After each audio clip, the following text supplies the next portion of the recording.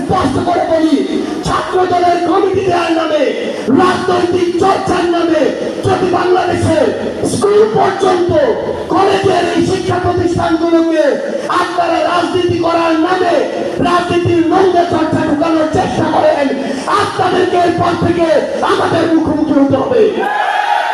এই বাংলাদেশে কোন স্কুল কলেজে ছাত্র রাজনীতির নামে দলীয় লেজুর ভিত্তিক রাজনীতি চলবে না, চলবে না, চলবে না।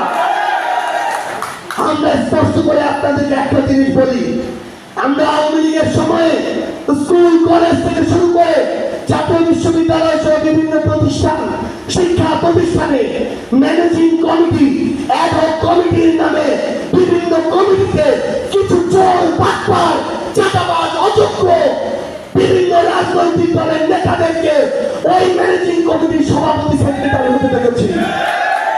এরা বিগত যুগের পর যুগ ধরে এই শিক্ষা প্রতিষ্ঠানগুলোকে বিভিন্ন ম্যানেজিং কমিটির সদস্য হয়ে ধীরে ধীরে ধ্বংস করেছে।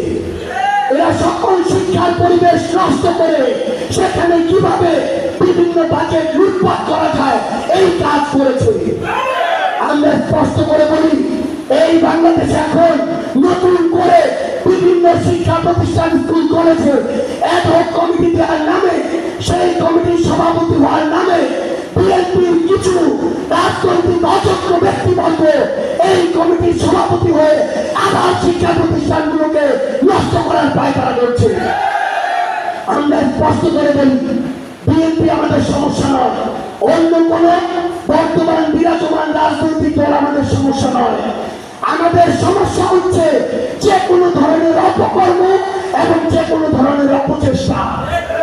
বিএনপি যদি কোনো ভালো কাজ করে আমরা তাদেরকে ফুলের মালা দিয়ে বরণ করে নিব। বিএনপি যদি কোনো ভালো কাজ করে আমরা তাদেরকে গলা উঁচু করে প্রকাশ্যে সবার সামনে তাদের সুনাম করব। কিন্তু কোন অপকর্ম এই বাংলাদেশে আমরা মেনে নেব না।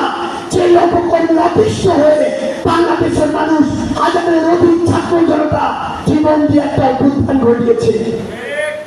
তৃতীয় একটি বিষয়, এই পঞ্চগড় জেলার জেলা প্রশাসক এবং পুলিশ সুপার যিনি আছেন বা যারা আছেন, তাদের নিয়ে এখন পর্যন্ত আমরা খুব একটা অভিযোগ শুনি নাই।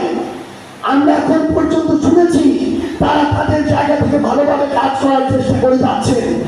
আমরা তাদেরকে বিনয়ের সাথে কৃতজ্ঞতা জানাতে চাই, ধন্যবাদ জানাতে চাই। কিন্তু আমরা যখন শুনি ওই দেবীগঞ্জ উপজেলার ওসি, ওই তেঁতুলিয়া উপজেলার ইউএনও একটা দলের